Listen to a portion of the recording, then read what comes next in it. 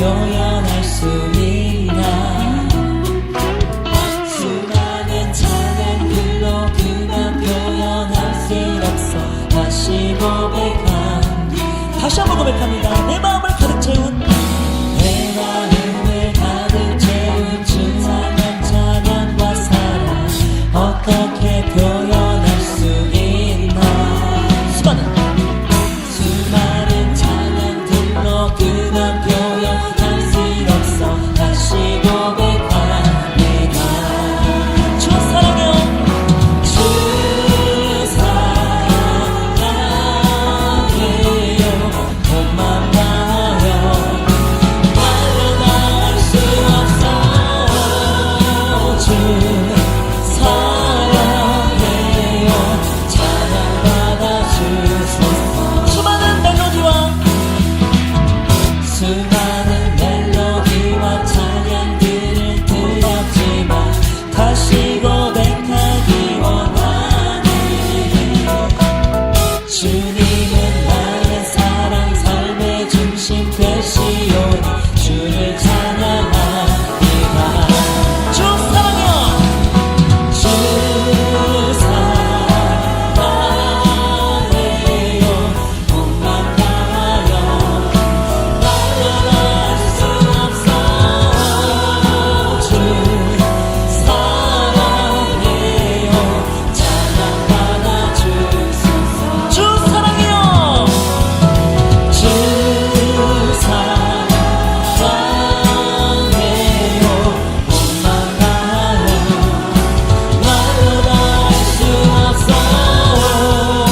주 사랑해요. 찬양받아 주소서. 할렐루야.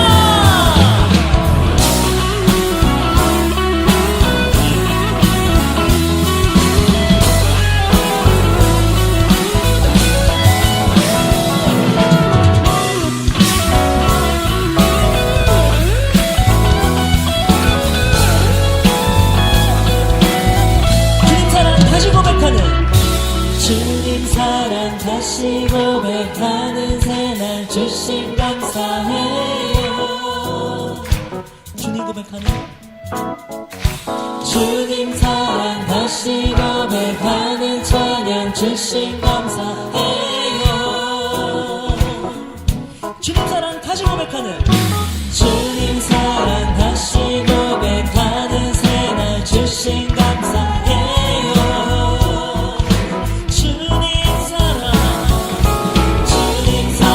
다시 고백하는 찬양 주신 감사해요. 주 사랑해요. 주 사랑해요. 몸만 봐요. 말로는 할 수 없어. 주 사랑해요. 찬양받아 주소서. 주 사랑해요. 주 사랑해요. 몸만 다하여 말로는 할 수 없어. 주 사랑해요. 우리 마지막으로 전심을 다해 주 사랑해요. 할렐루야. 주 사랑해요. 몸만 다하여 말은 할 수 없어. 주 사랑해요. 찬양받아 주시옵소서. 오직 주님만이 저희의 찬양을 받아 주시옵소서. 찬양받아 주소서. 아멘. 주님만을 사랑합니다. 주님만을 예배합니다. 할렐루야. 네, 다 같이 자리에 앉아서 찬양하시겠습니다.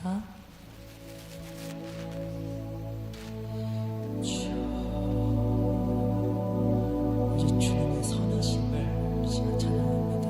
주님, 저희의 교만한 마음들, 연약한 심령을 주님의 능력으로 채워주시면서 치유해 주시면서 강력히 말 주님의 임재를 찬양합니다.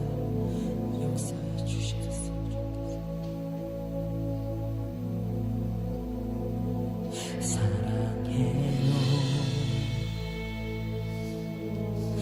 진실하신 나의 주님,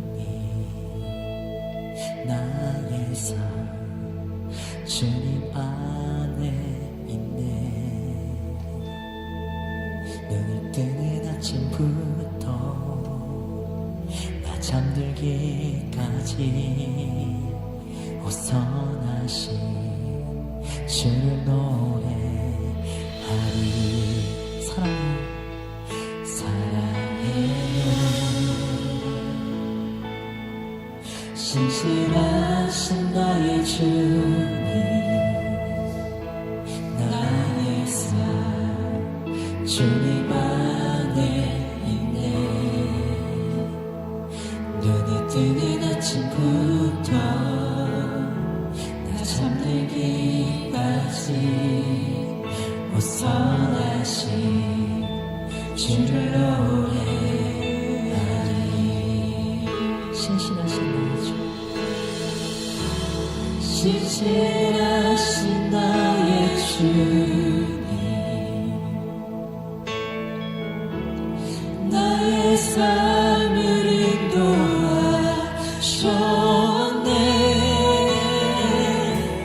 나의 모든 오늘 따위 호선하신 주를 노래하리.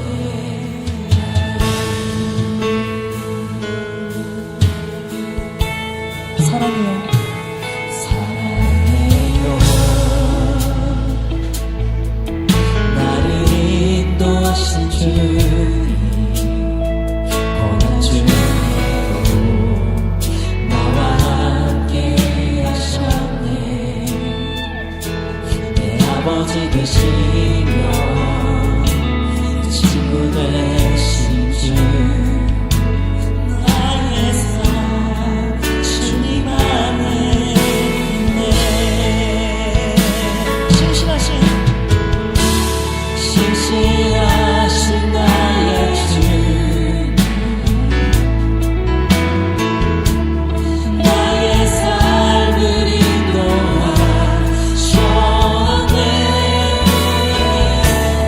나의 모든 오늘 다 호선하신 주를 노래하리.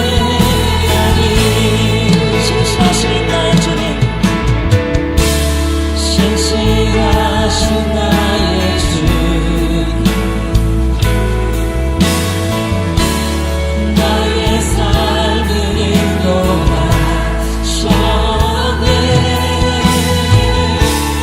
나의 모든 오늘 다 호선하신 주를 노래하리. 주님의 선하신 날 인도하시네. 주님의 선하신 날 지켜주시네. 주께 엎드려 나의 모든 삶 주님께 드리네. 주님의 선하신 날 인도하 주님의 선하신 날 인도하시네.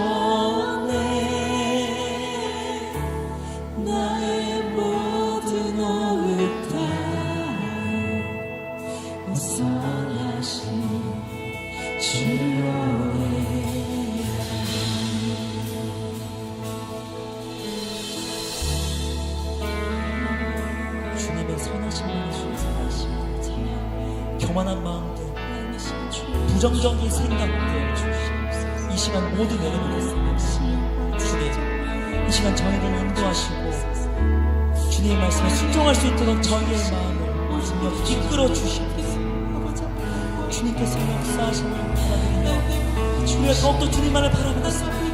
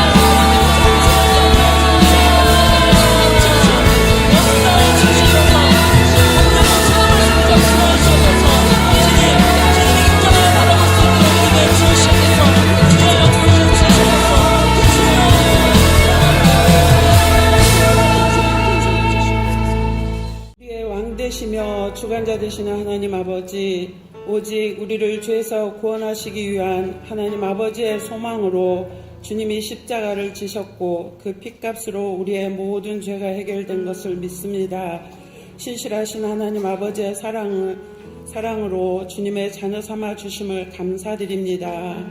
깨어있으라 말씀하셨지만 날마다 주어진 삶의 무게와 연약함으로 현실과 타협하고 믿음의 말은 하나 행하지 못하고 여전히 불순종의 자리에 있는 저희들을 불쌍히 여겨 주시옵소서.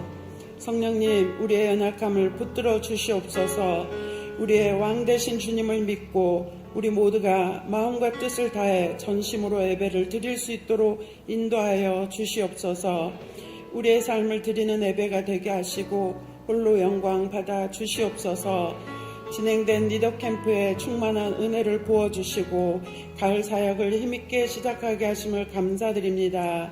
다가오는 회복 캠프를 기도로 준비하여 살아계신 주님을 만나고 십자가의 은혜로 죄로 묶인 모든 문제가 해결되어 자유와 해방을 누릴 수 있도록 축복하여 주시옵소서. 양육과 훈련을 통해 사명을 깨닫고 우직하고 충성된 일꾼들이 세워져 두 날개로 날아오르는 건강한 교회, 제자 삼는 세계 비전으로 1500명의 재생산 사역자를 세우고 100여 선교 비전을 이루게 하여 주시옵소서. 해피키즈, 해피스쿨, 행복모임, 카페전도, 매일전도, 도고기도 등 진행되는 모든 사역 가운데 성령님 역사하셔서 환경의 문, 전도의 문이 열리게 하여 주시옵소서. 기도의 영성이 불같이 일어나 복음의 절대 능력으로 영혼을 구원하고 일꾼이 세워지며 하나님 나라가 확장되는 귀한 결실들이 풍성히 맺어지게 하여 주시옵소서. 주님의 은혜로 15호 박주환 선교사를 세워주심을 감사드립니다. 박주환 선교사님 성령 충만하게 하여 주시옵소서. 건강과 안전을 지켜주시고 주님의 마음으로 잘 준비되어 하나님의 기쁨이 되는 선교사님으로 온전히 쓰임받게 하여 주시옵소서. 또한 모든 성도가 한 마음이 되어 보내는 선교사로 기도와 물질로 후원하며 함께 쓰임받는 축복을 누리게 하여 주시옵소서. 우리 교회를 축복하여 주시옵소서. 성도들의 삶이 하나님의 은혜와 감사가 넘치게 하여 주시옵소서. 주님의 뜻을 이루기에 부족함이 없도록 재정이 차고 넘치도록 부어 주시옵소서. 다음 세대가 하나님 나라 가치와 하나님 자녀된 정체성으로 잘 양육되어 하나님의 꿈을 이루는 땅끝까지 주님의 증인된 삶으로 쓰임받는 역사의 주역들 다 되게 하여 주시옵소서. 영적 아비 되시는 사랑하는 담임 목사님 영육을 강건케 하시고 성령 충만하게 하여 주시옵소서. 날마다 새 힘을 주시고 말씀 선포하실 때 권세 있는 말씀으로 영원히 살아나고 치유와 회복이 있게 하여 주시옵소서. 동역하는 사모님 영육을 강건케 하여 주시옵소서. 풍성한 기도 응답과 주신 지혜로 사역과 가정의 열매 맺게 하시고 새 자녀들과 주님들 동행하여 주시어 하나님이 주시는 지혜로 어디서든지 머리가 되게 하여 주시옵소서. 주님의 은혜를 증거하는 복된 가정 되게 하여 주시옵소서. 우리 교회에 새로운 일꾼을 세우는 임직을 준비하게 하심을 감사드립니다. 주님께서 임직받을 일꾼들을 택하여 주시고 성령 충만케 하시어 교회와 권위에 순종하며 교회와 성도들을 돕고 섬기는데 부족함이 없도록 은사와 능력을 부어 주시옵소서. 믿음의 본이 되어 하나님께 영광 돌리는 일꾼들로 세워지게 하여 주시옵소서. 우리나라가 불의와 거짓으로 갈등과 분열된 악한 것들이 하나님의 정의와 공의로 근원적으로 치유되게 하여 주시옵소서. 하나님의 은혜로 화합하고 선한 방향으로 나아가게 하여 주시옵소서. 지도자들이 하나님을 경외하는 마음을 갖게 하시고 하나님의 지혜를 주셔서 오랜 경제적 침체가 하루속히 해결될 수 있도록 축복하여 주시옵소서. 정치, 경제, 사회 모든 영역에서 회복되고 안정되게 하여 주시옵소서. 북한에도 복음의 빛을 비춰주시고 북한 동포들이 자유롭게 예수님을 믿고 구원의 은혜를 누릴 수 있도록 축복하여 주시옵소서. 예배를 위해 준비하고 섬기는 모든 손길을 기억하여 주시옵소서. 수고하는 모든 이들에게 주님의 은혜와 능력을 더하사 하나님께 영광 올려드리는 복된 삶이 되게 하여 주시옵소서. 예배의 시종을 주께 맡겨드리오며 우리를 죄에서 구원하신 예수 그리스도 이름으로 기도합니다. 아멘.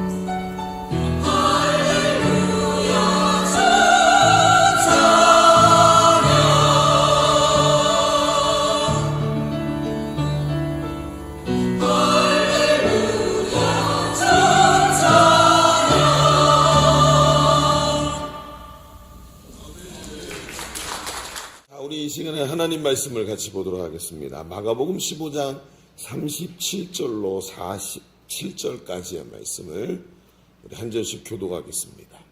조금 긴 말씀이지만 같이 우리 교독하면서 하나님 말씀을 보겠습니다. 마가복음 15장 37절로 47절. 예수께서 큰 소리를 지르시고 숨지시니라. 예수를 향하여 섰던 백부장이 그렇게 숨지심을 보고 이르되 이 사람은 진실로 하나님의 아들이었도다 하더라.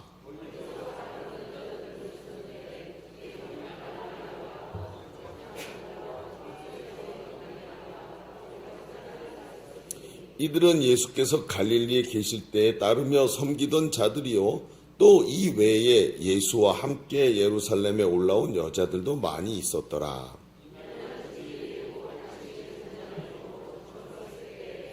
아리마대 사람 요셉이 와서 당돌이 빌라도에게 들어가 예수의 시체를 달라 하니 이 사람은 존경받는 공회원이요 하나님의 나라를 기다리는 자라.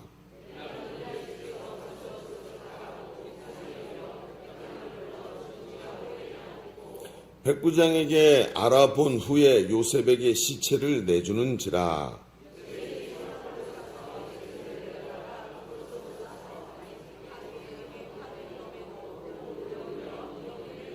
함께 봅니다. 막달라 마리아와 요새 어머니 마리아가 예수 둔 곳을 보더라. 아멘. 여러분, 인류의 역사는 발견의 역사라고 해도 과언이 아닙니다. 그렇죠? 여러 가지 있죠. 이 좀 진화론적이라서 좀 말씀드리기가 좀 그렇습니다만, 예를 들어 불의 발견이라든지 농업의 발견이라든지 청동기와 철기의 발견, 이런 것들이 다 역사의 한 획들을 쑥쑥 넘어가게 만들었죠. 예를 들어 과학적 발견이라는 것들도 천동설이라든지 지동설이라든지 또는 뉴턴의 만유인력의 법칙이라든지 이런 발견들, 전기의 발견, 그리고 사용, 이런 것들이 이 발견이 인류 역사에 획기적인 변화를 가져온 사건들이었죠.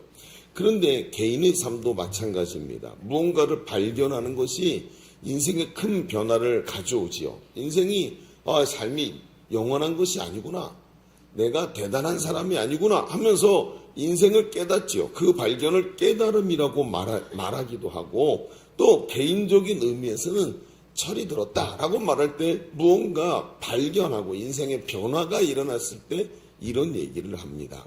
그런데 이런 인생의 발견 중에 아주 중요한 발견이 있는데 그 발견이 뭐냐면 사람을 발견하는 것입니다. 사람을 발견하는 것은 아주 중요한 변화를 우리에게 만들어내지요. 이 발견을 우리는 만남이라고 말합니다. 이런 발견이 미치는 영향력으로 인생 전체가 변하고 삶의 방향이 뒤바뀌기도 합니다. 배우자를 발견할 때, 그렇죠, 인생이 완전히 다른 길로 가게도 되는 것이고, 선생님을 발견했을 때, 이런 이 발견이라는 것이 인류 역사도 이끌었지만 개인의 삶도 이끌어갑니다.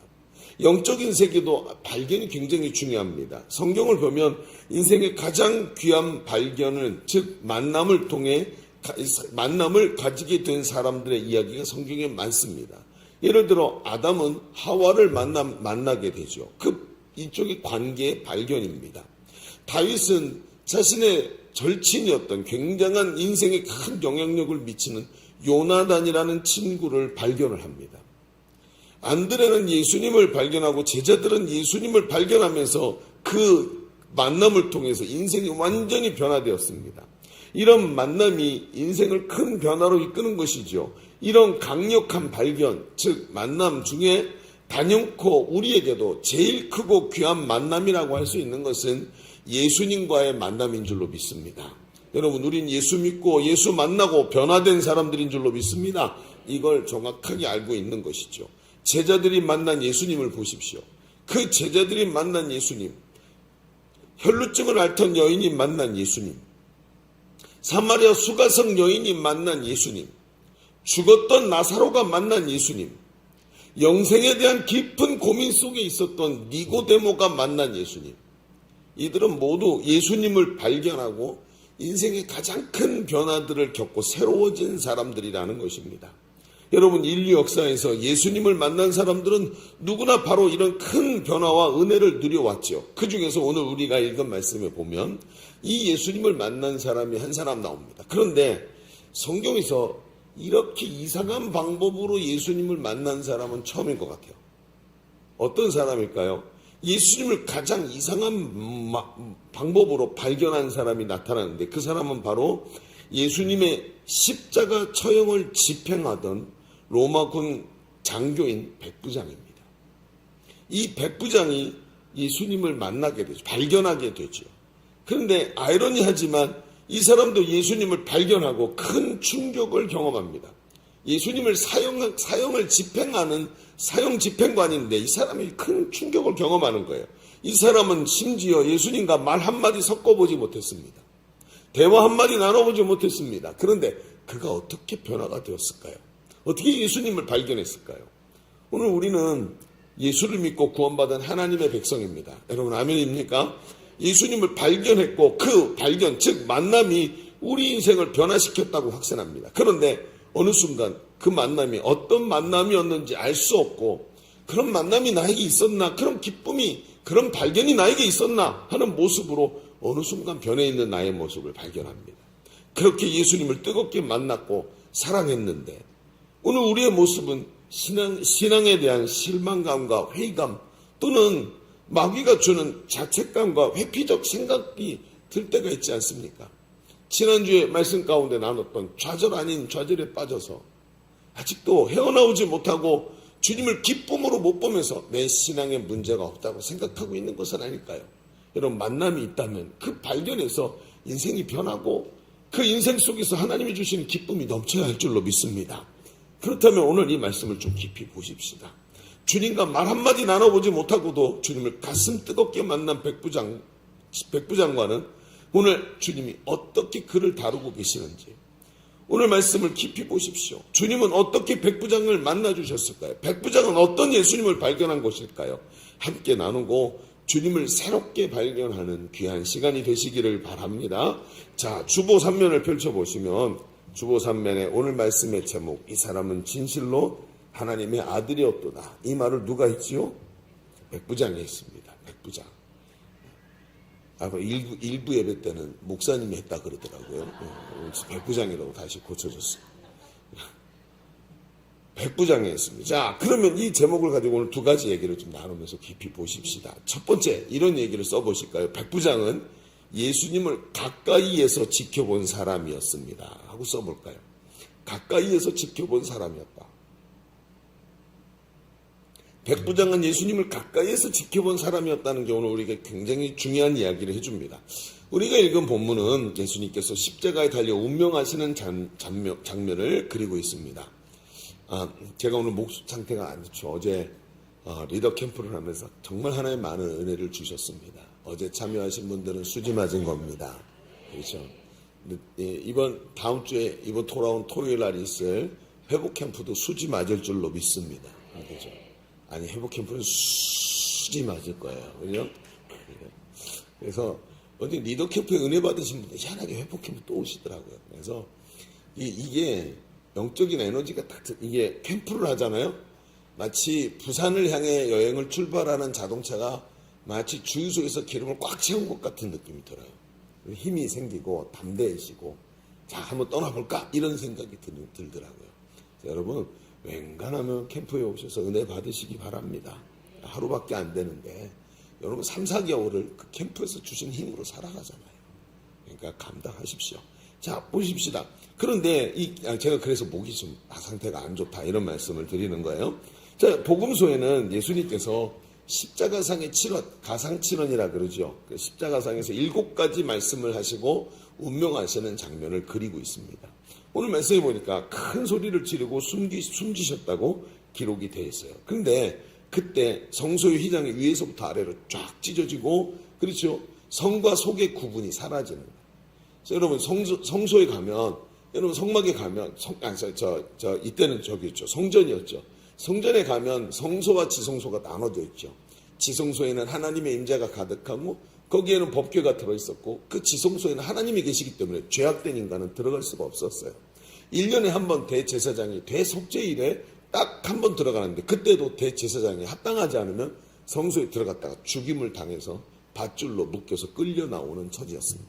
그런데 하나님께서 예수님이 십자가에서 자기 피를 대가로 주시고 우리의 모든 죄에다 자기 생명을 내어주셔서 대가를 지불하는 즉시 우리와 하나님 사이를 막고 있던 죄의 담이 위에서부터 아래로 하나님께서 위에서 아래로 찢어졌다는 건 하나님께서 위에서 찢으셨다는 얘기인 거예요.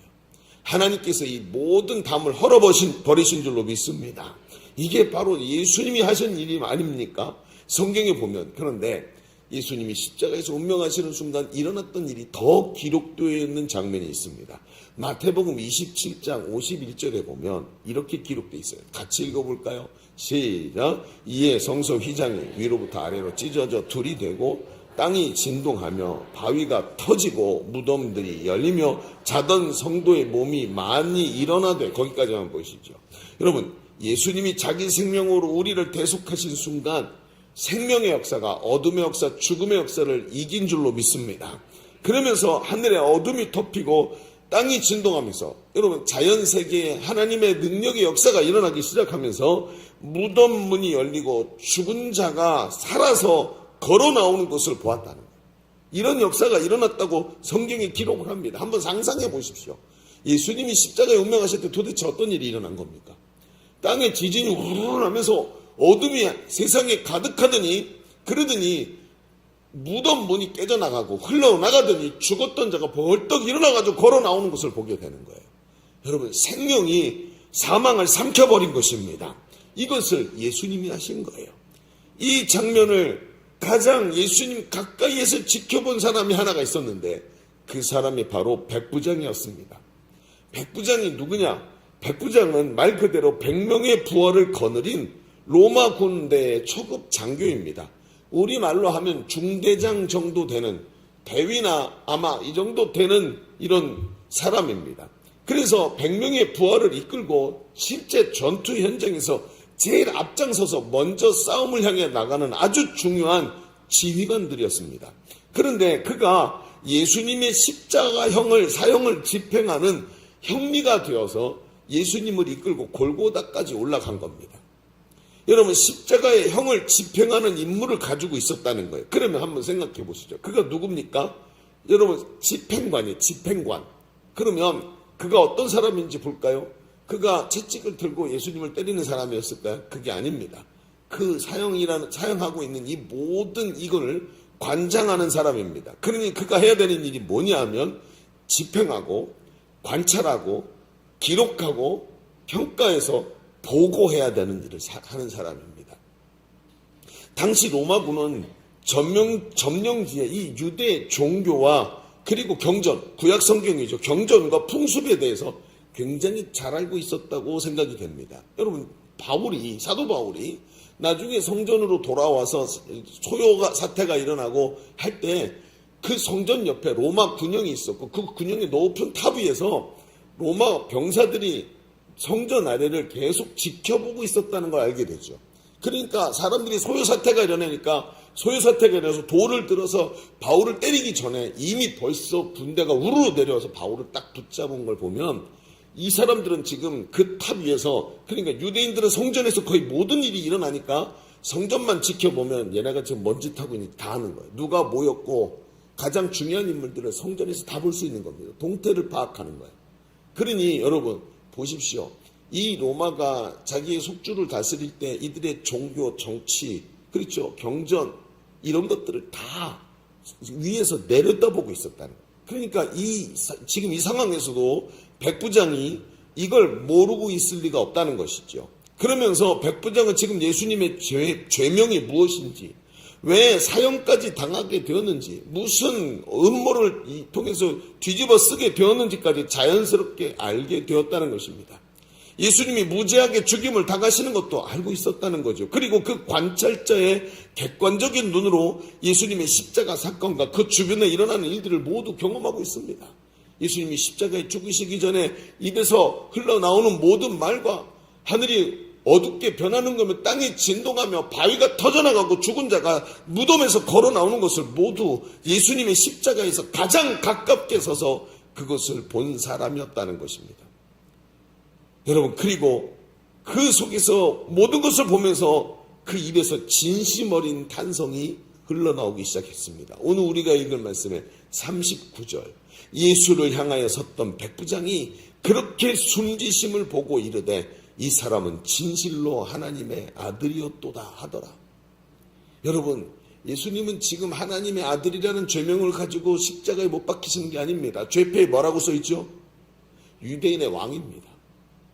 그런데 이 사람이 지금 하는 얘기를 들어보면 이 사람은 지금 예수님이 누군지 알고 있어요. 유대인의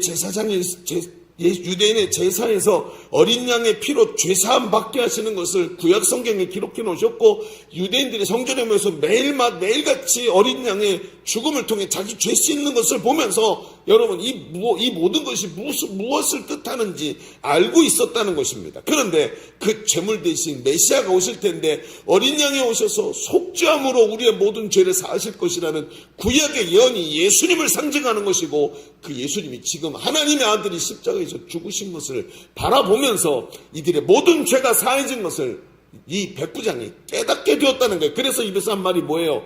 유대인의 왕이 아니라 하나님의 아들이라고 말을 하는 거예요. 그리고 그가 바로 예언에 나오는 하나님의 아들임을 깨닫고 그 예수님을 발견했습니다. 아니, 하나님의 아들을 발견한 것입니다. 여러분, 어떻게 이런 일이 일어났겠습니까? 그는 유대인의 종교 지도자들보다 더 분명하게 하나님의 뜻을 지금 깨닫고 있습니다. 왜냐하면 바로 가까이에서 그분을 만났기 때문입니다. 가까이에서 예수님 옆에 서서 십자가상에서 예수님이 신음처럼 흘리고, 여러분, 예수님이 하나님께 기도하는 그 7가지 십자가상의 출원을 다 들었습니다. 가까이에서 보면서 그분의 눈빛을 보았고 그분의 고난을 선명하게 봤습니다. 여러분, 십자가에서 지금까지 수많은 죄수들이 죽었는데 이분의 죽음은 죄수들의 죽음이 아니었습니다. 너무나도 거룩하고 아름답고 깨끗한 용서를 바라보면서 그분의 진심 어린 눈빛과 탄성과 아버지를 향한 호소를 들었습니다.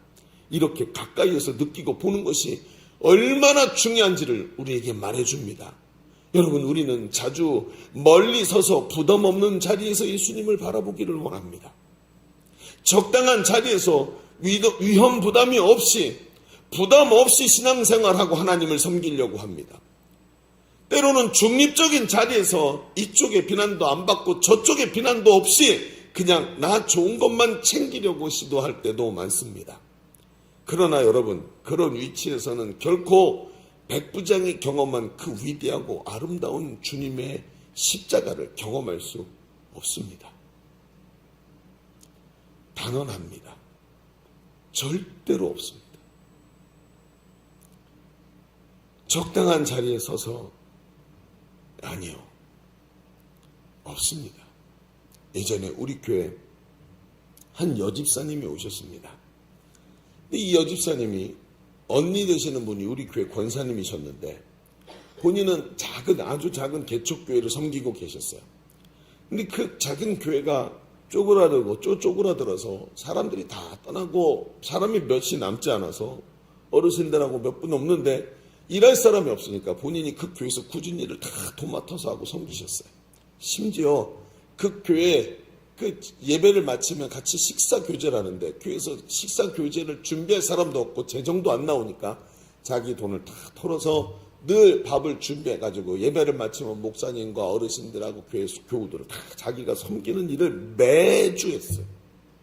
1년에 2-3번만 해도 힘들다고 웅얼웅얼거리는데 매주 그냥 섬기는 거예요. 그러다가 이 교회가 부흥했으면 너무 좋겠는데 정반대의 길로 가서 목사님이 시리에 빠지시고 여기서는 안 되는구나 하고 교회를 옮기신 다른 도시로 멀리. 그래갖고 교회가 없어지게 된 거예요. 그래서 공중에 뜨니까 어쩔까 하다가 언니가 그걸 아시고 언니 되시는 권사님이 부르신 거예요. 고민하다가 언니가 건강한 교회로 와라 하고 소개를 하니까 우리 교회 가서 등록을 하고 신앙생활을 시작했어요. 몇 주 지나서 언니가 물어보는 거예요. 야, 어떠니? 우리 교회 어때? 예배 드려보니까 어때? 그랬더니 이분이 이러는 거예요. 아, 교회가 뭐 이래? 왜? 아니, 사람들이 온통 가식 덩어리야. 그러는 거예요. 말이 몇 주나 지났다고. 뭘 받길래 도대체 왜 그래? 그랬더니 이렇게 얘기하는 거예요. 아니, 예배를 마치고 사람들이 조용히 올라가면 되는데 예배를 마치고 저쪽에 앉아서 하니까 왔구나 이러는 거예요. 뭐 그럼 완전 예배 마치고 막 모여가지고 막 어깨 두들기고 허그하고 올라가면서 손 붙잡고 올라가고.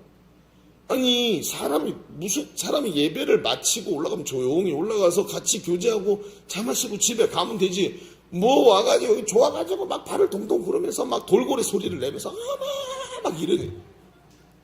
이게 이해가 안 된다는 거예요. 그렇죠. 그러면서 온통 가식으로 뭉쳐서 자기들이 사랑한다고 티내는 것 같다고 막 이러면서 아무래도 나랑 안 맞는 교회 같다고 얘기를 했다는 거예요. 그런데 그 권사님이 그 말을 듣고 얘기를 하신 거예요. 그 사람들이 왜 그러는지 알아? 알아봤어? 그렇게 물어본 거죠. 아니, 뭐 이유가 있겠어? 아니, 이유가 있을 거 아니야. 왜 그러는지. 너도 그거 한번 체험해 봐야 될 거 아니야. 교회 와서 이 교회가 건강한 교회라고 소문이 났는데 너도 와서 한번 체험해 봐야 될 거 아니야. 그러면서 목장 모임에 나가고 양육 훈련을 받아보라고 얘기를 한 거예요. 그래서 이분이 오기가 나가지고 그럼 한번 해보지 뭐. 언니가 하라고 해보니까. 그러면서 양육을 받고 셀 모임에 나가기 시작했습니다. 그리고 1년이 채 안 돼서 제가 양육하고 있는 제자대학 1학기에 딱 들어오신 거예요. 그 당시에만 해도 이게 제자대학 훈련이 우리 교회 시즌이 봄, 가을 시즌이 아니고 3번이 있었죠. 12주 텀으로 3번이 있었기 때문에 1년 만에 1년이 채 안 돼서 제 앞에 딱 서 와 계신 거예요. 그러니까 훈련을 받고 딱 올라왔는데 제자대학 1학기가 만만하지가 않죠. 훈련 내용부터 강력한데 그 얘기를 들으면서 양육을 받다가 어느 날 나눔을 하시는데 이런 얘기를 하시는 거예요. 이 얘기를 저한테 해주십니다. 그분이 직접. 자기가 그랬다고. 근데 자기가 요즘 이번에 빅독서를 읽고 교회에서 신앙생활 하면서 자기가 어느 날 문득 깨달아졌대요. 뭘 깨달았냐 했더니 예배를 마치고 자기가 돌고래 소리를 내고 있더래요. 어머! 그러면서 왜 그러냐 그랬더니 아니 새가족이 왔는데 새가족이 예배를 드리는 모습을 자기가 옆에서 보는데 마치 새로 태어난 아기를 보는 것 같이 너무 사랑스럽다.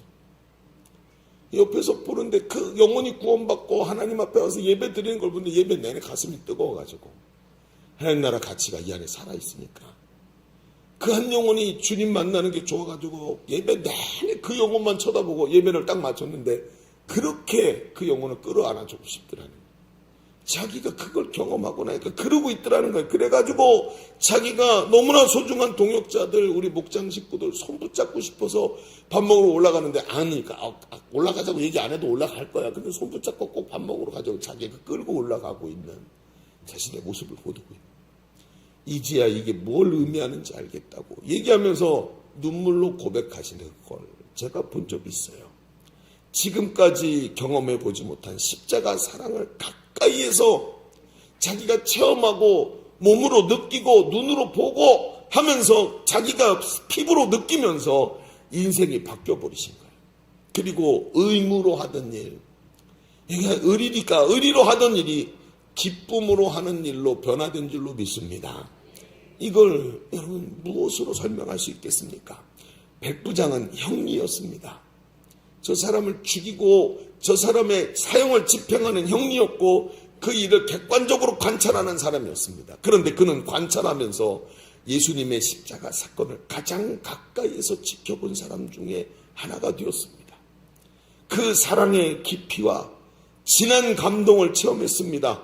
그리고 그 지켜본 것을 통해 예수님이 하나님의 아들이시라는 것을 깨닫는 자가 되었습니다. 여러분, 성도는 십자가에 가까이 가야 합니다. 적당한 자리에 머물러서 신앙생활하면 안 됩니다.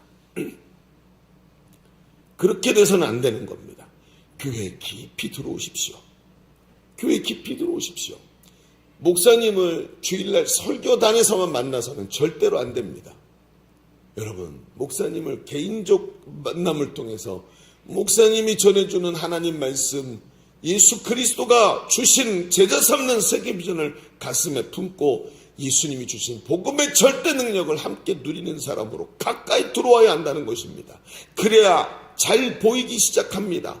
적당한 자리에 100년을 1000년을 만년을 서 있어도 결코 그 사랑의 깊이를 느낄 수가 없는 겁니다. 몸을 던지십시오. 용기를 내십시오. 안 되겠거든 발에 걸려 넘어지는 신용을 하면서라도 앞으로 들어와야 되는 거예요. 들어와서 문턱을 넘어 들어와야 거기서 느낄 수 있는 게 있습니다. 예수님의 그 형이 집행되던 그곳은 십자가 사건의 현장은 수많은 사람이 멀찌감치 있었고 그 안에는 로마 군인밖에 없었어요. 그러니까 이 로마 백부장이 예수님의 그 사랑을 제일 가까이에서 느낄 수 있는 자리에 서 있었던 것입니다. 여러분 가까이 들어오시기를 바랍니다. 깊이 들어와 중심에 서야 되는 거예요. 그래야 이 기쁨을 누릴 수 있는 것입니다. 자, 우리 첫 번째 얘기를 좀 정리해 봅시다. 우리는 지금까지 백부장이 발견한 예수님에 대해서 이야기를 나눴습니다. 발견입니다. 발견. 만남이라는 단어를 써도 되지만 굳이 발견이라는 단어를 쓰는 걸 기억하십시오. 발견하는 것입니다.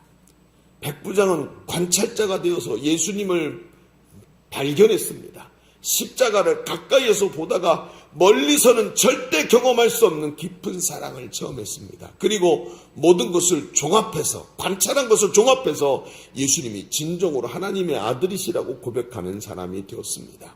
성도는 부담 없는 적당한 자리가 아니라 십자가에 가까이 서 있어야 될 줄로 믿습니다. 예수를 믿어도 삼류 신앙인이 돼서는 안 됩니다.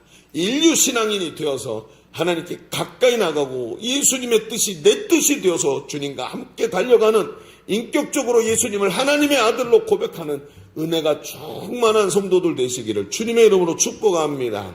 그런데 이런 소리가 들려요. 목사님 잘 압니다. 나도 그러고 싶어요. 그런데 나도 은혜 받고 싶고 나도 체험하고 싶고 나도 누리고 싶습니다. 목사님 설교 들을 때마다 똑같은 생각을 해요. 그런데 내 삶이 그걸 허락을 잘 안 해요. 목사님 제 입장에 서 보십시오. 돈 벌어야 되고 애들 먹여 살려야 되고 해야 될 일이 목사님 잘 안 쓰지만 세상에 남의 돈 먹는 게 그렇게 쉽습니까? 우리가 경제적으로 점점 어려워지는 시기를 우리가 살아가고 있는데 어떻게 그 일을 우리가 쉽게 할 수 있겠느냐는 거예요. 가만히 생각해 보면 백부장은 뭐예요? 그게 자기 업이었어요. 예수님 곁에 설 수 있는 환경과 상황이 돼 있었지 않습니까? 그런데 나는 그게 안 되는 거예요. 그러니까 이런 이야기를 들을 때마다 아멘은 하지만 우리의 삶이 이 자리에서 멀리 떨어지게 되는 거예요. 그런데 여러분 우리는 그런 환경을 가지기가 어려운 것 여기서 멈추면 안 돼요. 그러면 어떻게 됩니까? 삶의 부담을 더 가중시킵니까? 안 그래도 무거운데 어떻게 해야 될까요? 자, 여기서 우리는 아주 중요한 한 가지 방점을 찍고 가야 됩니다. 자, 두 번째다 이렇게 한번 써보실까요? 진리를 발견한 사람은 본 것을 증언하는 용기 있는 사람입니다. 본 것을 증언하는 용기 있는 사람입니다. 자, 성경을 이제 우리가 본 성경을 좀 자세히 보십시다.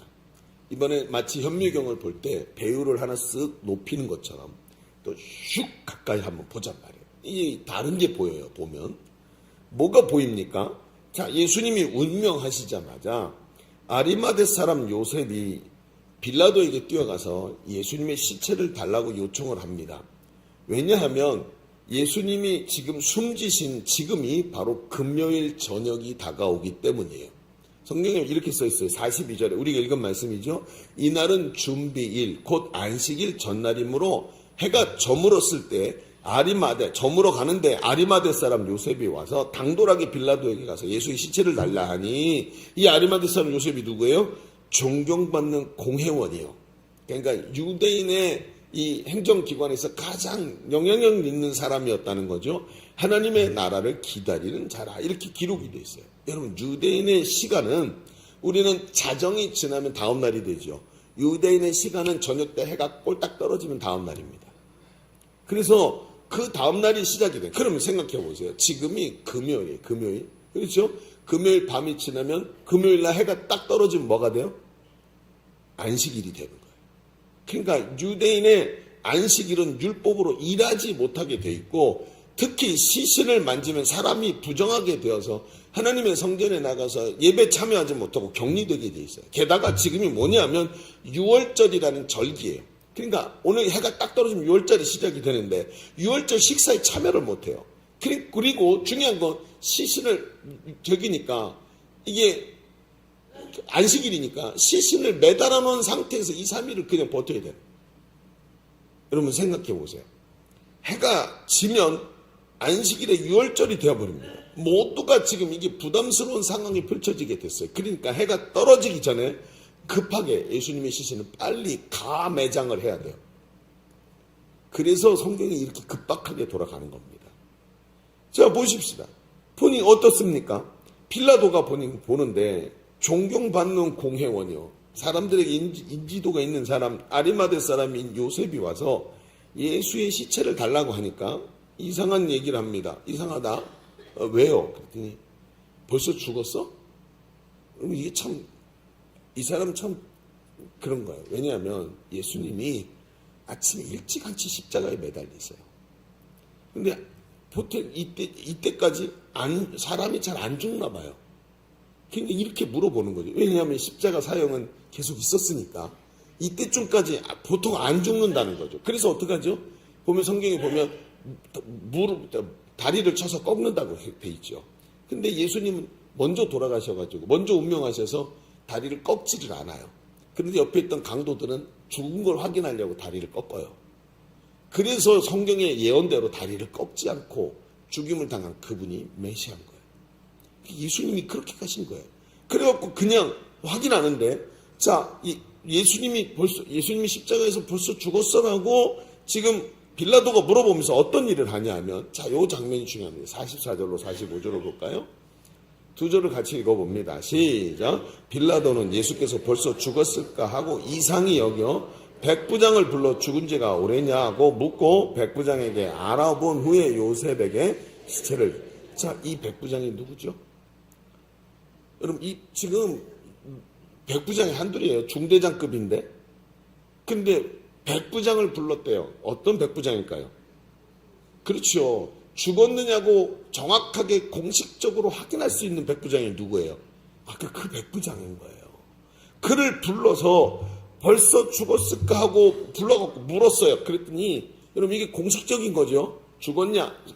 사형을 명한 사람이 물어봤어요. 죽었냐? 그랬더니 사형형 집행자가 죽었습니다. 제가 확인했고 맥을 다 짚어봤고 다 죽음의 징조들을 다 확인했습니다. 그래? 그럼 시신을 내줘라. 자, 여러분 이건 공식적인 언어가 되었습니다. 여러분 이 얘기가 왜 중요한 줄 아십니까? 이 백부장이 지금 예수님의 죽음을 증언했다는 거예요. 왜 이게 중요하냐면 예수님이 부활하셨을 때 사람들이 이단이나 부활을 믿지 않는 사람들이 이렇게 말했어요. 십자가에서 예수님이 죽지 않은 걸 내려서 저기다 무덤에다 넣어서 거기서 살아났다고. 여러분 악한 마귀가 부활을 얼마나 싫어합니까? 부활이 잠자는 자의 첫 열매인 줄로 믿습니다. 예수님의 부활처럼 우리도 부활할 줄로 믿습니다. 부활이 없다면 어떤 소망도 없는 거예요. 그런데 사탄이 뭐라고 얘기해요? 이 부활이 예수님 죽지 않았다는 거예요. 그런데 공식적으로 누가 얘기하고 있어요? 이 사람이 예수님의 부활을 증언하고 있는 거예요. 지금 백부장은 예수님이 분명히 죽었고 육체적으로 죽었고 이 죽은 예수가 죽음 가운데서 부활하실 거라고 분명하게 증언을 하고 있는 사람이 되는 것입니다. 그렇습니다. 증언입니다. 증언. 백부장은 상관의 질문에 대답했지만 이후에 다른 일도 분명하게 우리에게 추측을 가능하게 해줍니다. 예수님이 잡히시자 제자들은 다 도망갔습니다. 그리고 12제자 중에 요한 한 사람 말고는 그 골고다 언덕에 올라간 사람이 아무도 없었습니다. 그나마도 그들은 멀리서 십자가를 바라보고 있었습니다. 그 십자가 가까이에는 군인들만 있으니까 형을 집행하는 자만 있으니까 멀리 있었어요. 그러니까 여러분 보십시다. 그런데 예수님께서 십자가에서 7가지 말씀을 하셨습니다. 다 이루었다. 내가 목마르다. 이런 신음소리 같은 이야기를 내셨는데 그 멀리 있던 사람들이 어떻게 예수님의 십자가상 7원을 기록했을까요? 여러분 상상해 보십시오. 어떻게 기록했을까요? 누가 들었어요? 예수님이 핸드폰에 대고 내가 목마르다 이랬어요? 아니지요. 멀리서 예수님이 내가 목마르다 말한 걸 어떻게 들었냔 말이에요. 못 들어요. 그럼 누가 들었죠? 객관적으로 그걸 들은 걸 지금 죄수가 죽으면서 이런 말을 했습니다. 유언을 이렇게 남겼습니다. 기록해야 되는 사람 누구예요? 백부장이에요. 그러니까 우리는 여기서 이제 이 사람에 대해서 점점 우리가 분명히 알게 되는 정황들을 계속 잡게 됩니다. 여러분, 12제자 누구도, 옆에 있던 누구도 그 옆에서 듣지 못했지만 그 이야기를 이 백부장이 들었어요. 성경이 십자가를 어떻게 그렇게 잘 묘사하고 십자가상의 실언을 그렇게 다 기억하고 있을까요? 그렇습니다. 제일 가까이서 듣고 공문서에 기록한 백부장의 증언입니다. 그는 십자가에 가까이 있으면서 그날의 충격과 하나님 주신 감격으로 충만해서 사도들과 제자들과 믿지 않는 자들에게 그날의 은혜를 증언했을 수 있다는 거예요. 증언할 수밖에 없었던 것입니다. 예수님의 섬세한 움직임 하나하나까지 그는 다 보았습니다. 그는 예수님의 입에서 나오는 신음소리까지 다 들었습니다. 어쩌면 나중에 그는 예수님의 부활을 목격했거나 최소한 그 부활을 전해 들었을 것입니다. 그리고 믿는 신자가 되었고 그는 증인으로서의 삶을 계속 분명하게 살았으리라고 저는 믿습니다. 물론 성경에는 기록되어 있지 않지만 그렇게 될 수밖에 없지 않겠습니까? 오늘 가만히 생각해 보십시다. 그런데 이 증언이라는 개념에서 오늘 성경은 또 다른 사람들을 우리에게 보여줍니다.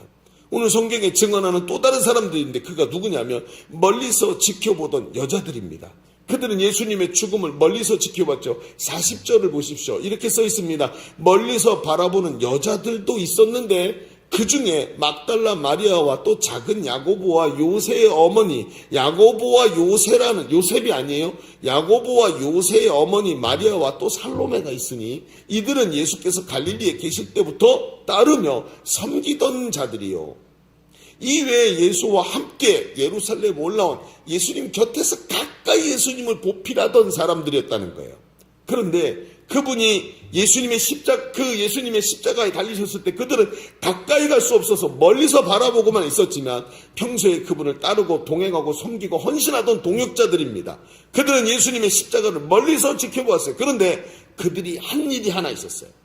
어떤 일을 했느냐? 우리가 읽은 마지막 절인 47절을 보십시다. 무슨 일을 했죠? 47절 같이 읽어봅니다. 시작. 막달라 마리아와 요새의 어머니 마리아가 예수 둔 곳을 보았다. 딱 두 사람, 아까 나왔던 이름 그대로 나오죠. 요새의 어머니 마리아와 막달라 마리아 두 사람이 어디를 눈여겨봤어요? 예수님의 수많은 무덤과 바위를 파서 만든 동굴 중에 예수님의 시신을 넣어둔 무덤을 유심히 기억해놨다는 거예요. 왜? 그 다음 장인 16장 1절에 보면 이렇게 기록되어 있습니다. 안식일이 지남에 막달라 마리아와 야고보의 어머니 마리아와 또 살로메가 가서 예수께 바르기 위해 향품을 사두었다가 안식 후 첫날 매우 일찍이 해돋을 때 그 무덤으로 가서 그렇죠. 장례를 하려고 무덤에 찾아간 거예요. 그걸 위해서 이 여자들은 예수님을 가까이에서 그분의 모습을 보지 못했지만 평상시에 가까이 섬기던 그들이 마지막까지 예수님의 무덤을 향해 나가고 있었는데 그 나가면서 누굴 만나요? 부활하신 예수님을 만나게 되더라는 것입니다. 그들은 환경적으로 십자가에 가까이 갈 수 없었습니다. 그분을 위한 헌신을 멈추지 않았습니다. 그리고 그분의 장례를 위해 유대인의 습관대로 시신의 향유를 바르기 위해 무덤으로 가서 부활하신 예수님을 목격하고 만나게 됩니다. 그리고 그 부활하신 영광스러운 주님을 증언하는 자가 되었다는 거예요. 여러분, 오늘 이 두 사람의 이야기가 오늘 굉장히 중요합니다. 이 두 사람, 백부장과 예수님과 함께 했던 이 여제자들의 모습이 환경적으로 열려있지 않았다는 것입니다. 그들은 환경에 막 열려있지 않았지만 환경에 막히지도 않았습니다. 가까이 있던 멀리 있던 환경이 되던 되지 않던 자신의 처한 자리에서 그분을 향해 집중하고 있었던 것입니다. 그리고 자신들이 체험한 십자가의 사랑과 부활을 증언하기 위해서 그들은 발벗고 나서서 그 일을 감당했다는 것이죠. 그리고 기독교 2000년의 역사는 바로 이와 동일하게 자신이 체험한 십자가와 부활을 다른 사람에게 알리고 전하는 역사를 2000년이나 한 것입니다. 십자가의 도를 가르치고 전하는 것, 복음의 증인으로 삶을 살아가는 삶, 이것이 바로 예수님을 만난 백부장과 여제자들의 모습인 것입니다. 여러분, 우리는 시작하면서 발견에 대해서 이야기를 했습니다. 사람을 발견하는 것이 만남이라고 했습니다. 그러면서 우리는 예수님을 발견했고 예수님과의 만남이 우리 인생을 변화시켰다고 확신했습니다. 그런데 이상하게 어느 순간 그 만남이 어떤 만남이었는지 기억이 나지 않는 모습으로 자꾸 퇴색되는 것을 봐요. 만남은 감격스러웠고 십자가에 가까이 나갔었는데 뜨겁게 만났는데 사랑했는데 우리의 모습은 신앙에 대한 실망감과 회의감에 빠질 때가 많습니다. 왜 그럴까요? 만남에서 멈췄기 때문에 그런 겁니다. 여러분, 발견은 그 발견에서 멈추는 것이 아니라는 겁니다. 뜨거운 만남에서 사랑을 체험하는 데서 멈춰서는 안 되는 것입니다. 그 만남을 넘어 본 것을 증언하는 삶을 살아야 돼요. 증언하는 삶은 병들지 않습니다. 증언하는 삶은 자신이 말하고 증언하는 것이 늘 내가 말한 것이 내 속에 있어요. 저는 말입니다. 가끔 이런 생각을 합니다. 하나님이 나를 왜 목회자로 부르셨을까? 왜 복음 말씀을 전하고 설교하는 사람으로 하나님 세우셨을까 하고 생각을 합니다. 가만히 생각하다 보면 제가 나오는 결론이 뭐냐 하면 제가 저 자신을 너무 잘하니까 저 자신이 하는 결론이 뭐냐 하면 이렇게 하지 않으면 나는 예수를 믿지 못했을 거예요. 의심이 많고 생각이 많아서 제가 입으로 복음을 말하고 내가 깨달은 성경을 말하지 않으면 저는 제가 말하지 않은 것 때문에 제 안에 믿음이 생기지 않았을 거예요. 그런데 제가 이런 느낌을 받아요. 내가 설교해 놓고요. 그 설교 말씀이 누구에게 가장 많은 줄 아시는 거예요? 제 속에 가장 많아요. 만약에 제가 설교하지 않는 사람이었다면 저는 이렇게 살지 못했을 것입니다. 저희 성향과 성품을 너무나 잘 알고 있기 때문에 쉽게 주님께 무릎 꿇을 사람이 아닌 거예요. 여러분, 복음을 증언하는 사람 말이죠. 내가 그 복음을 말해놓고 예수님의 십자가에 대해서 내가 본 그 기쁨과 황홀한 감격을 다른 사람에게 말하고 너도 체험하라 그래놓고 그 말씀을 따라서 살아가는 사람이 돼요. 그러다 보니까 2000년 기독교 역사상 가만히 들여다보면 어떤 사람의 신앙이 가장 아름답고 가장 건강했나 하고 바라보면 복음의 증인으로 산 사람이라는 답이 딱 나오는 거예요. 여러분, 얼마나 중요합니까? 증언하는 삶은 병들지 않는 줄로 믿습니다. 증언하는 삶은 자신이 말하고 증언하는 것이 늘 자기 안에 살아있게 되는 거예요.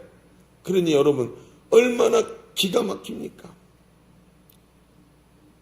오늘 제가 이번 주간에 그 영상을 보게 됐어요. 그 영상을 올린 분이 어떤 교회 음악 사역을 하는 목사님이에요. 이 목사님이 나이가 꽤 있으신 분인데 이 목사님이 자기 이제 이야기들을 콘텐츠를 만들어서 올리는데 교회를 부흥시키고 한국교회에 대한 도움을 주기 위해서 한다는 거예요. 그러면서 잘못된 부분들도 고발을 합니다. 막 정치적으로 무슨 교회 행정적으로 이런 얘기가 아니라 자기가 실제 교회에서 느낀 것들을 문제를 얘기를 하세요. 근데 이 목사님이 자기가 신학교 다닐 때 교수가 한 분 계셨대요. 근데 이 교수가 논문을 썼는데 이 논문이 예수님의 신성을 부인하는 내용의 논문을 써서 박사학위를 받은 거예요. 예수님은 신이 아니고 인간이었다. 그래서 슈바이처럼 똑같은 얘기, 인간 예수전 이런 얘기를 쓴 거죠. 그러니까 이미 그 사조는 지나갔어요. 이게 오류입니다. 근데 이걸 써가지고 박사가 돼서 자기 신학교에 온 거죠. 그 신학교에서 막 난리가 나고 막 이런 기억이 있는 거예요. 근데 나중에 어느 날 보니까 이분이 그 굉장히 보수적인 교단인 고신교회 어떤 큰 고신 측의 어떤 큰 교회 담임 목사님으로 있더래요. 자기가 동기 중에 한 분이 목회자가 된 게 아니라 기독교 저널리스트가 됐어요. 근데 이 사람이 이 큰 교회에서 목회를 하고 계시니까 저 거짓말쟁이가 또 뭘 속이고 있나 싶어가지고 이분이 잠입 취재를 한 거예요.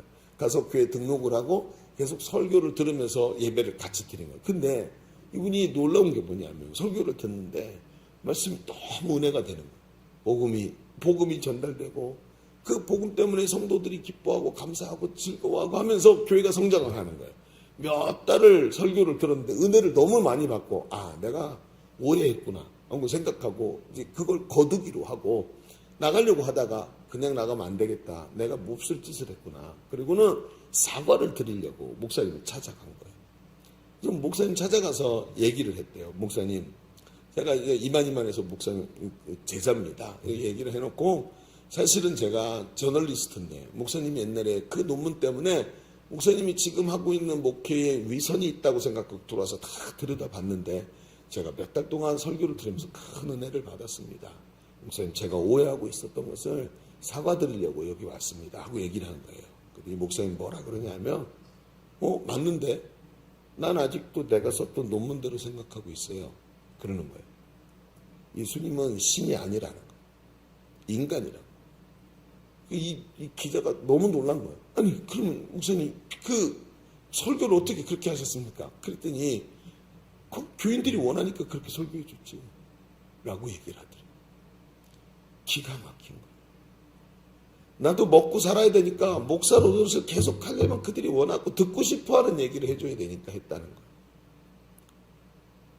너무나 놀라운 얘기를 하는 거예요. 제가 귀를 의심했습니다. 이단보다 더 심해요. 이건 악마적입니다. 거짓말 아닙니까, 이거는?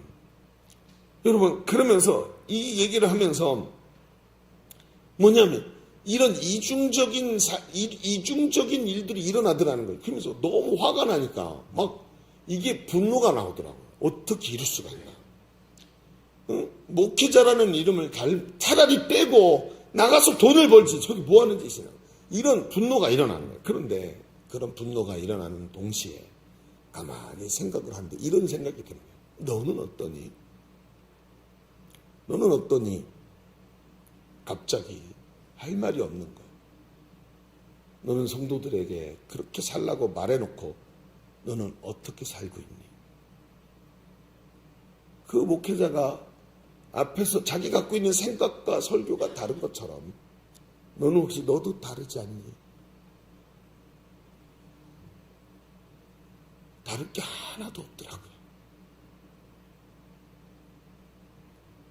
내 신앙이 건강한 줄 내가 알고 있었지만 가만히 생각해보면 전해진 말씀처럼 살지 못하고 오늘도 아멘이라고 말해놓고 내 삶의 변화를 위해 정말 어떤 연예인이 말한 것처럼 단 1도 고민하지 않는 삶을 매주 살고 있다면 우리는 이 목회자를 비난할 수 있을까요?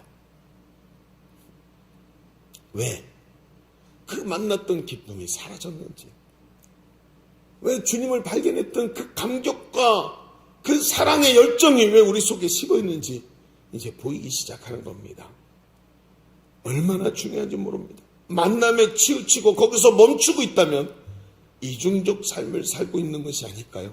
넘어서서 내 삶이 증언이 돼야 되고 매일이 백부장이 하고 있는 증언처럼 예수님은 죽으셨다, 그리고 부활하셨다라고 말해야 되고, 이 여제자들이 말하는 것처럼 그들의 삶들이 예수님을 향해서 계속 증언할 수 있는, 내가 무덤에서 부활하신 예수님을 만났다라고 말해야 되는 것이 아닙니까? 여러분, 이제 가을 사역을 시작하면 제일 중요한 것이 관계입니다. 제가 말씀드렸죠. 엘리베이터에서 만난 사람을 절대로 그냥 보내지 말라고. 늘 지나다니던 길에서 한 두 번쯤 보는 사람, 이 사람 처음 본 사람이 아니다 싶으면 인사를 하고 말을 걸기 시작하고 계속 만나는 사람마다 이야기를 하면서 관계를 열어야 합니다. 여러분, 내가 잘 알고 있는 사람은 절대로 나 따라서 교회 안 옵니다. 특별한 은혜가 있어야 돼. 그러나 갈급한 심령들을 만났을 때 그들과 관계가 열리면 그들은 나와 함께 주님을 만날 수 있는 길이 열립니다. 그래서 관계가 중요합니다. 행복 모임이 무엇입니까? 관계를 통해서 사람을 초대합니다. 그런데 어떤 사람이 사람을 초대하고 전도하던가요? 새로 예수님을 만나고 감격한 사람이 자기 친구와 자기 가족을 교회로 데리고 옵니다. 행복 모임으로 데려와서 너도 이 복음 들어보라고 증언을 하게 됩니다. 너 옛날부터 다니던 교회에서 신앙생활의 기쁨을 잘 몰랐지, 건강한 교회 와서 너도 체험해봐 하면서 그들을 데리고 교회로 오게 되는 거예요. 누가? 오늘도 기쁨으로 복음의 능력을 체험하고 예수님 만난 사람이요, 체험하고 증언하면서 주 예수를 믿으라, 그리하면 너와 내 집이 구원을 얻게 되리라 하는 것을 보게 되는 것입니다. 여러분, 내 체험처럼 가서 내가 알게 된 사람들에게 복음의 증인으로 사시기를 바랍니다. 이 증인의 삶이 살아나야만 이 증인의 삶이 살아나야만 이중적인 태도가 아니라 하나님 앞에서 주셨던 그 뜨거운 열정 갖고 오늘도 살아내는 사람이 되는 거예요. 복음을 전하지 않으면 머릿속과 내 마음이 두 개가 달라지게 됩니다. 머리로는 아는데 가슴은 뜨겁지 않은 사람으로 변하는 거예요. 그때부터 여러분 죄송합니다. 신앙생활은 빌어먹을 일이 되는 거예요.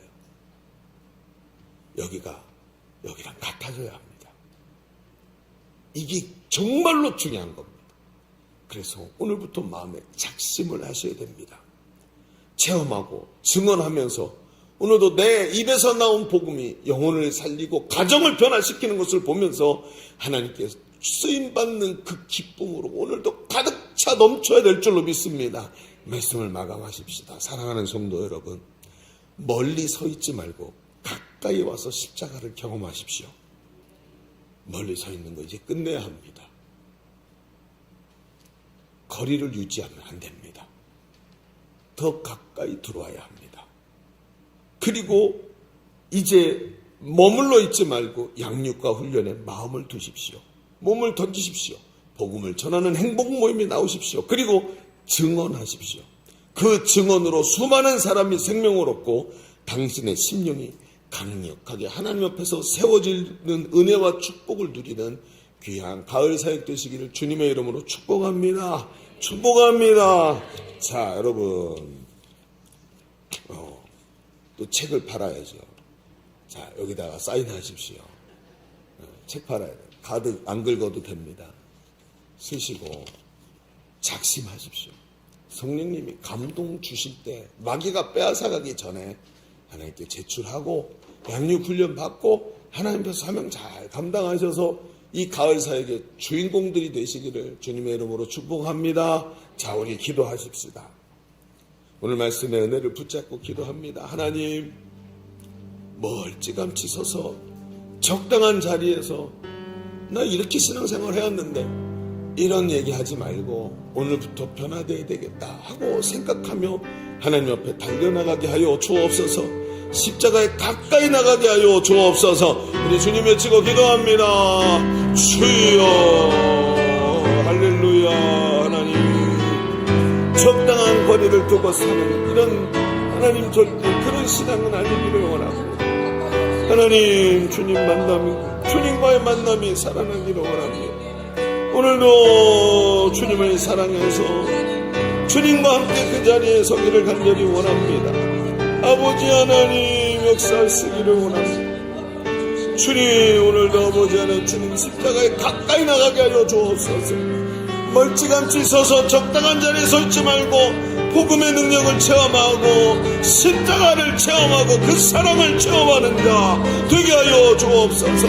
잘못 들여진 습관들 없어지게 하여 주시옵시고 하나님, 오늘도 기쁨으로 주님 앞에 가까이 나가는 자 되게 하여 주옵소서. 하나님, 역사하시기를 간절히 원합니다.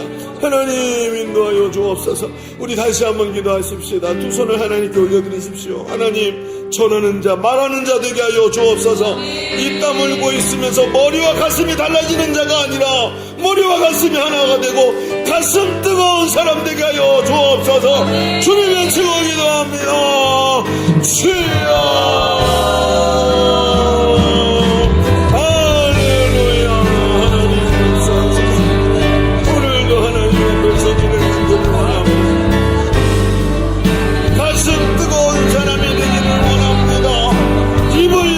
증언하는 사람 되기를 원합니다. 하나님, 역사하소서. 머물러 있지 말고 증언하게 하소서. 입을 열어 증언하게 하소서. 머물러 있지 말고 담대히 말하게 하여 주옵소서. 주여, 주여, 주여. 증언하는 자도 되고 머물러 있지 말고 증언하는 자도 되게 주옵소서. 담대히 주를 향해 달려가게 하소서.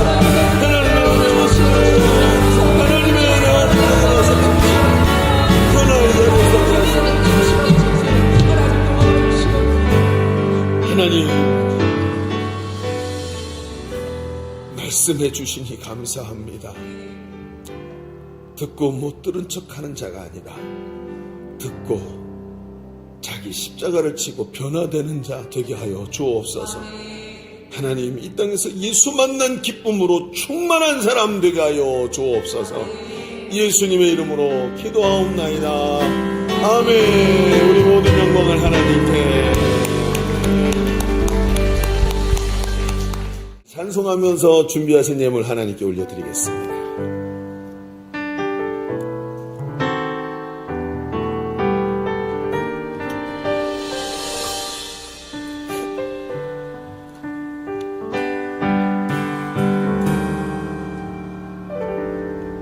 주님 나를 택하사 잃어버린 자에게 아버지의 사랑을 나누게 하시네. 어둠을 밝히며 차가운 마음 녹이는 진리의 빛 전하게 하소서. 보내소서. 시련이 찾아올 때도 주님의 눈물 기억하게 하소서. 보내소서. 주께서 가신 길을 나도 걸어가게 하소서. 나도 걸어가게 하소서. 성령으로 임하사 성령으로 임하사 소망 없는 자에게 생명의 그 말씀을 전하게 하시네. 목자 없는 양같이 방황하는 저들에게 주의 사랑 전하게 하소서.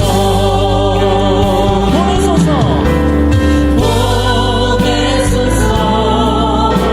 시간이 찾아올 때도 주님의 눈물 기억하게 하소서. 보내소서. 주께서 가신 길을 나도 걸어가게 하소서.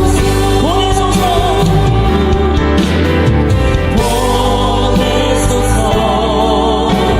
시련이 찾아올 때도 주님의 눈물 기억하게 하소서.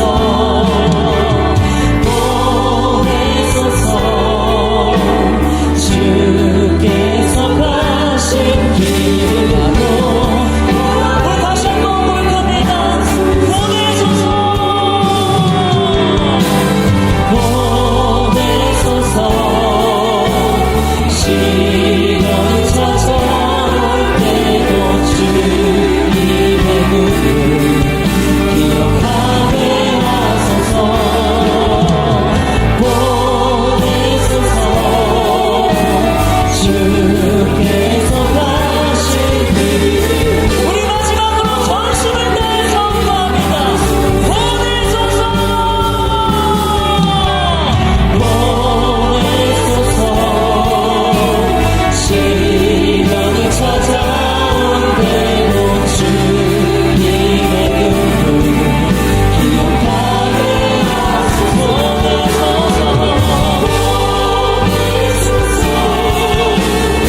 주께서 가신 길을 나도 걸어가게 하소서.